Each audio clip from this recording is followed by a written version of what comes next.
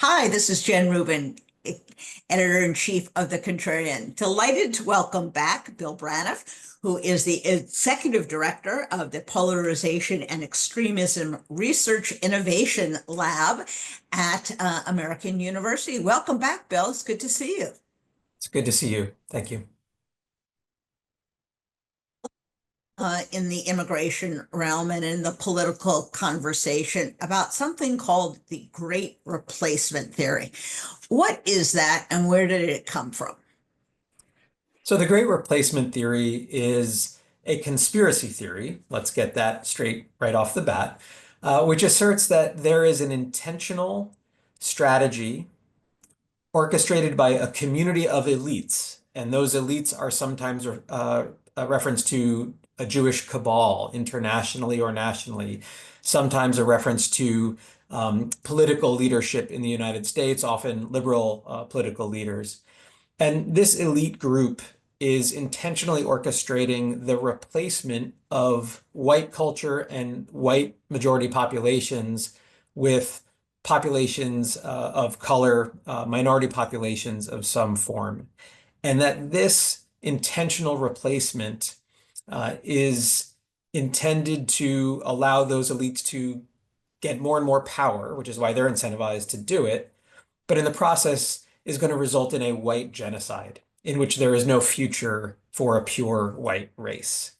It emerges out of a 2011 book written by a French far-right conspiratorial author, Renaud Camus, and it has gained traction in the United States as well as in Europe. So the last time I checked, the native-born population of the United States was something like 87%, almost 90%. If this conspiracy is underway, how do they explain the fact that it's really not taken off? What facts do they look to as evidence that somehow white Americans are being swamped by outsiders?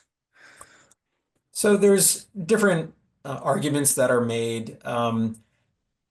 One of them has to do with low birth rates in white majority population, coupled with the increasing visibility of mixed race and non-white populations in the United States. And so if the white birth rate is declining and immigration is increasing, as are things like interracial marriage, as are things like affirmative action programs, which perhaps are hurting the ability of white men to make an income and therefore be uh, uh, attractive candidates for marriage and procreation, right? All of these things are sort of used as evidence for this conspiracy to undermine white male supremacy in the United States. But you're correct that the conspiracy is based on threats to sacred values, much more so than pragmatic reality or data. Applying this seems to be a large strain of misogyny. As you pointed out, it's about white male dominance. There is anger or anxiety that women are not having enough children. How does that figure into this racialized or racist conspiracy theory? So implied in the Great Replacement theory is this belief that the white race is superior to those that it's being replaced by.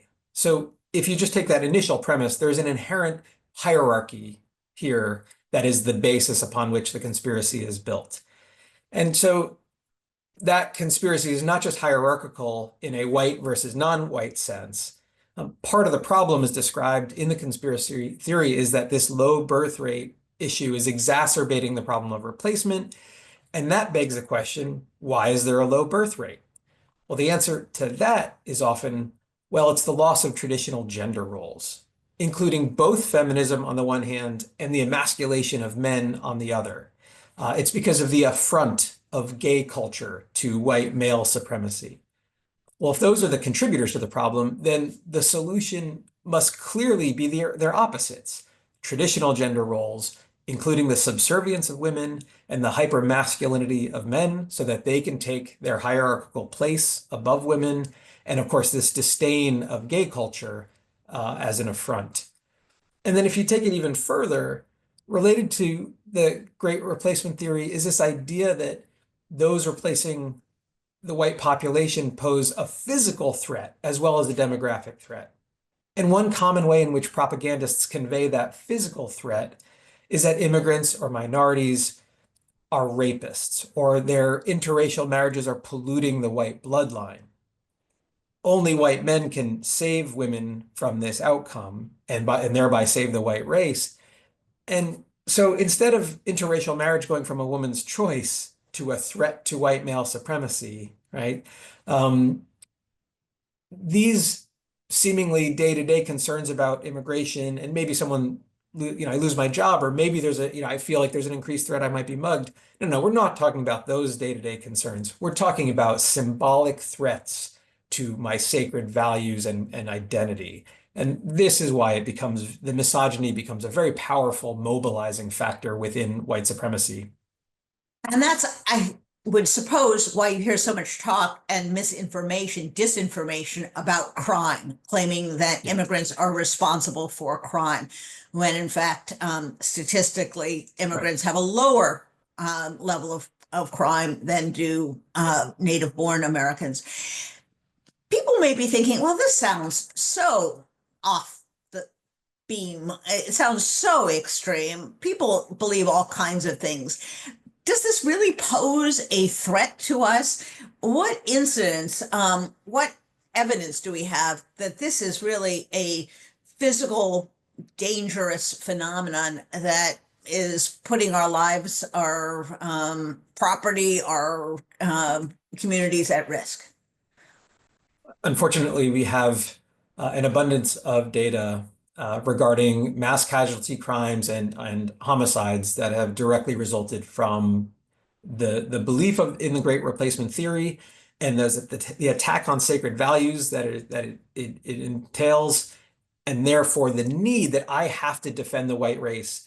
And it is urgent. There's a white genocide on right now. And if I don't act right now, there won't be a future for the white race, right? That's the stakes of the game if you're a believer, and that's resulted in mobilization to violence. In 2017, we saw the Unite the Right rally in which torch-carrying white supremacists were chanting, "You will not replace us, Jews will not replace us." In 2018, a white supremacist killed 11 individuals at the Tree of Life Congregation's synagogue in Pittsburgh due to the attackers' belief that Jews were responsible for fostering immigration into the United States as part of the Great Replacement theory. In 2019, another white supremacist engaged in a mass casualty attack in Poway, California, blaming Jews for white European genocide. And he specifically referred to the Tree of Life attack, as well as the mass attack in New Zealand, in Christchurch, in which that attacker published a manifesto called The Great Replacement. In 2019, a white supremacist traveled hundreds of miles to target Latinos in El Paso, Texas, at a Walmart. The attacker was motivated by a Hispanic invasion, in his words. In 2022, a white supremacist traveled over 200 miles to conduct an attack at the Tops supermarket in Buffalo, New York. Federal prosecutors highlighted his motivation was to prevent Black people from replacing white people and eliminating the white race. In 2023, we saw yet another fatal attack, a racially motivated attack at the Dollar General in Jacksonville, Florida, killing 3. Now, some of these, the Pittsburgh attack, the Top supermarket attack, these were the most lethal mass casualty attacks in United States history on Jews and Blacks, respectively. So unfortunately, the evidence is fairly clear that this is a particularly virulent narrative. So it seems that, first of all, these are generally men who are doing this. I don't believe there was any instance in which there are women involved in other mass killing situations, but they're men. And secondly, that it's a single individual who's going. They don't bring like a bunch of friends with them. What do you make of that? What does that tell us about the psyche of the people who are doing these things? So um, these individuals are very much embedded in online communities. I failed to mention in my comment about the Unite the Right rally, that one of these individuals at the rally murdered Heather Heyer, a counter protester, in the day after that rally. He was associated with a violent extremist organization. He was a member. He acted independently in that moment, but certainly did not act independently in the process by which he came to believe that violence was justified. The perpetrator of the Tree of Life synagogue shooting was highly active in online violent extremist communities, specifically through the platform Gab. And if you look at all of the individuals he was engaged with, and I did because I was the government's expert witness in his prosecution, he was highly networked with many individuals who have fomented violence and violent narratives online. He was not alone by any stretch. He was also not alone in his antipathy for the Jewish community. He exhibited horrifically racist and violent sentiment towards African Americans, towards women, towards interracial marriage. And so he was immersed in a intolerant and violent online community. Let's talk a little bit about your expert testimony. What were you asked to opine on? What were you trying to explain to the court, the decision makers there about this phenomenon or about this one individual? Sure, it's important to state that when the U.S. government conducts these trials, it's important for an objective expert witness to explain to both the judge and the jury what do the symbols, the terminology, the allusions in someone's online social media posts and behaviors, what do those things mean in context? Because they can, to most people, thankfully, they're somewhat foreign ideas and concepts. And so some of it is just explaining to the judge and the jury so they can then interpret the evidence that's being put in front of them. So on the one hand, it's that kind of pedagogical role. On the other, it's important to identify the motivation, especially when you get to the sentencing portion of a hearing. Why did this individual engage in the behavior? The behavior is not in question. What was motivating it? Does it qualify as a hate crime or an act of ideologically motivated terrorism? And in this instance, one could, at its face value, say, wait a minute, this person said that they conducted an attack because there's a white genocide underway. Well, clearly the person doesn't have their mental faculties with them. There's clearly no genocide. So clearly they're not rational. And by explaining the Great Replacement theory, how it relates to a long history of a narrative called the white genocide narrative in the United States context, I was able to explain to the judge and the jury that he was not literally referring to a genocide the way we think of a genocide during the Holocaust or in a place like Rwanda. He's referring to this slow uh, uh, replacement of the white race through these other demographic forces. And just explaining that context allowed the judge and the jury to assess whether or not the perpetrator was in his right mind as he intentionally engaged in this horrific behavior.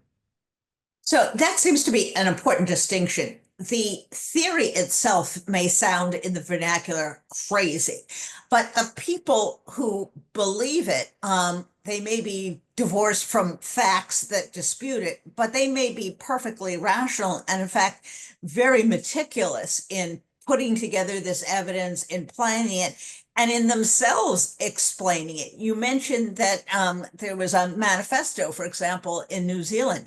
What do they say? What do they reveal about their own motives in those instances where they do leave some type of evidence behind?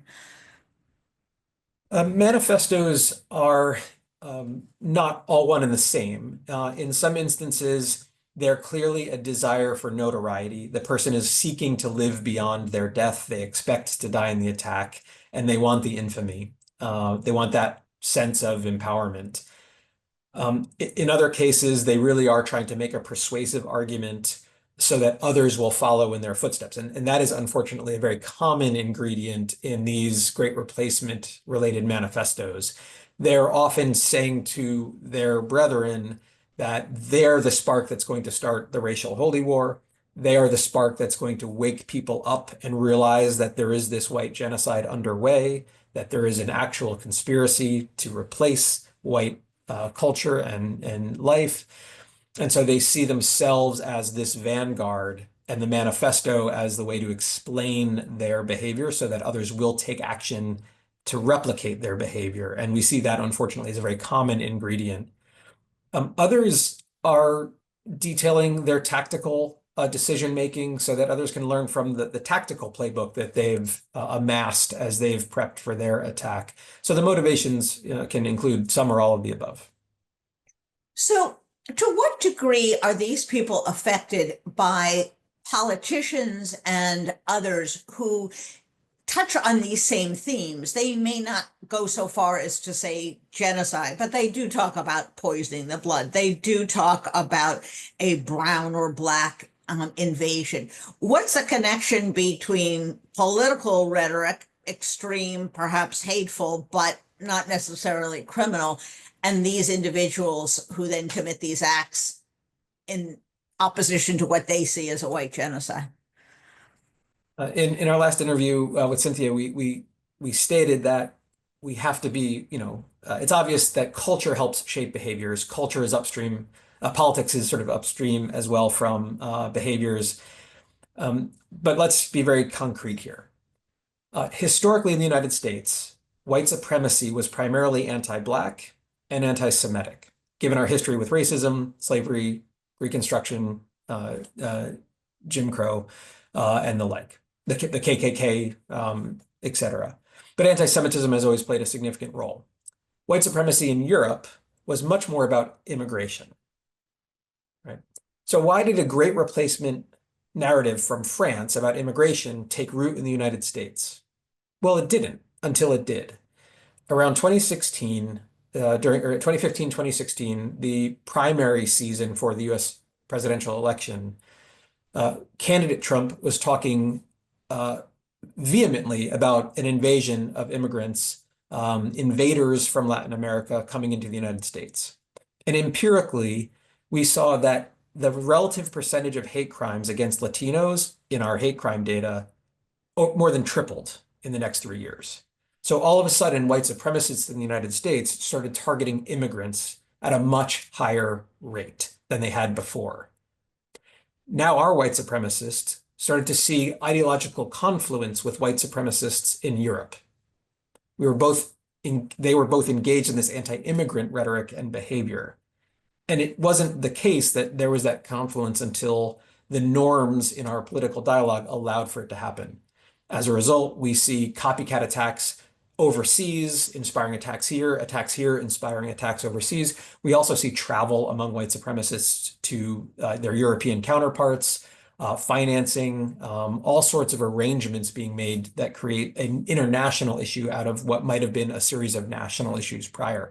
So political culture shapes behaviors to some degree. Now, in prior centuries in the United States, the white supremacist movement was also anti-Catholic. The Klan, for example, it was anti-Catholic.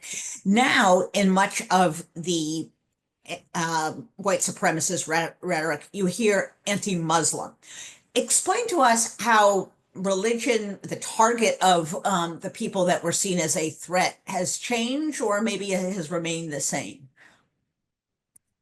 So historically, the KKK had its roots in white Protestant culture. That evolved over time. That has not always been the case. There have been several waves of the Klan over the years. In the 20s, it started to adopt these anti-Catholic, anti-Jewish concerns, as well as into the 30s and 40s, anti-communist sets of ideas. And so when you have, I think what we see over time is that violent conspiracies tend to be very adaptive to current geopolitical issues or political hot button issues, and they morph to absorb the new narratives, and they tend to be flexible enough to absorb those new narratives when they're convenient. And so Absolutely. White supremacy in the United States is a moving target in terms of sort of the target of their vitriol. And post 9/11, we saw increasing anti-Arab, anti-Muslim sentiment. The election of President Barack Obama, we see a spike in sort of anti-Black sentiment. Uh, Invaders and convoys of invaders coming from Latin America, we see an increase in anti-Latino violence. COVID-19, anti-Asian violence, right? And so the white supremacy has had this ability to target the other because at the top of the hierarchy are white males and everybody else is other, and therefore fair game. So the question many people might ask is, are we powerless against this? Are we simply in a reactive mode that we try to intervene here or intervene there? Or can we, in fact, prevent people from being radicalized, or even those who have already been radicalized, to kind of bring them back to reality? So one of the things that PERIL specializes in are these pre-bunking videos. These are short videos that allow someone to get a taste for what a manipulation might look like online, or what a narrative might sound like online, and then get to decide for themselves in a sort of safe environment. Wait a minute, is that person just trying to manipulate me for their own purposes? And if we come to that realization on our own, we develop a strong psychological resistance or reactance that allows us to spot it when we see it out in the wild and reject it. Now, that pre-bunking or inoculation strategy, it's much more effective empirically when you get to someone with a trusted messenger well ahead of their exposure to the harm, right? So it's certainly easier and better to educate people on the front end. But they do have some effectiveness with individuals who are already starting to be immersed in these conspiracies. And we're doing more and more work to develop pre-bunking strategies that can have greater effect with individuals who are already sort of dealing in conspiracy. One of the things research has told us is that pre-bunking should really take into account the propaganda that is focused on those symbolic levels of our thinking, our values, right? Our sacred values, especially, because that's where propagandists are more likely to mobilize your individual behavior. And so if your pre-bunking is only treating sort of the more day-to-day concerns, I'm a little bit worried about crime going up, I'm a little bit worried about my job being stolen, the inoculation is less likely to be as effective. But when you hit someone at that emotional level around sort of symbolic values, the effects are better. So the good news is we're developing really effective strategies in the lab. We're testing them. Once we test them for safety, we ensure that they're not going to create any harm. We then pilot them in the wild, and we're getting better and better with our dissemination strategies so that they can reach greater and greater audiences. Where would you show these? Would these be in schools? Would they be in PSAs that are generally available in the media? How do you get that message out? All of the above. We've built critical thinking and media literacy interventions into a really amazing K through 12 curriculum, our DUCK program, which we're piloting right now across the country and will be ready for full adoption in the fall. We work with influencers on social media and help them or ask them to introduce these into their social media environments.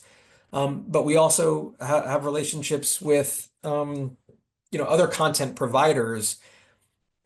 Let's just take a current example that we missed, but maybe we can still get there.